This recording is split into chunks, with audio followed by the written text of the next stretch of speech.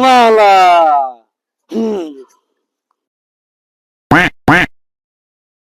আজ কোনো মক্কল টক্কল নাই।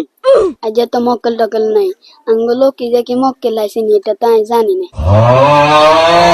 তাহলে যাই লইয়ে যা। কি জিনিস নি? তুই এতদিন তা জানাস না তুই? আচ্ছা 1 মিনিট বইয়ে নাই যাইলে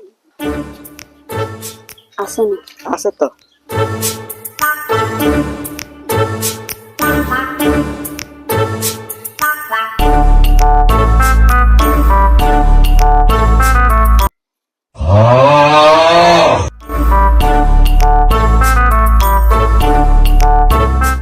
মামা ফোন টিপে বন্ধ করেন। কিসে রে বাগিন? অনেকদিন ধরে বিদেশ যেতে দেখতে পারি না, অনেকটার সমাধান কি?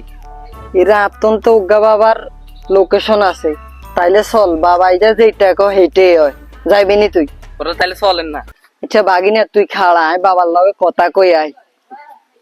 A few moments later. ওরে ভাই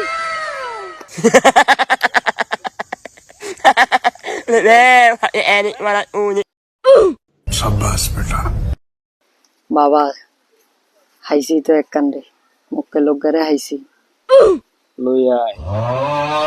সমস্যাটা শুনিল। সমস্যা কি আর? সমস্যাটা হইছে তে বিদেশ যাইতে হারে না, এতে কিন্তু বাগিনা হয় সম্পর্কে। সমস্যা নাই, সব রোগের ওষুধ বাবার কাছে আছে। আচ্ছা আর একটা আর বিষয়টা দেখি।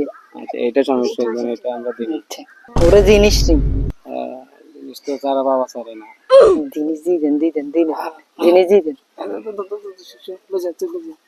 যে তাইলে আই লই আই কেন। আচ্ছা আপনি মুখ লইয়ে যা। আচ্ছা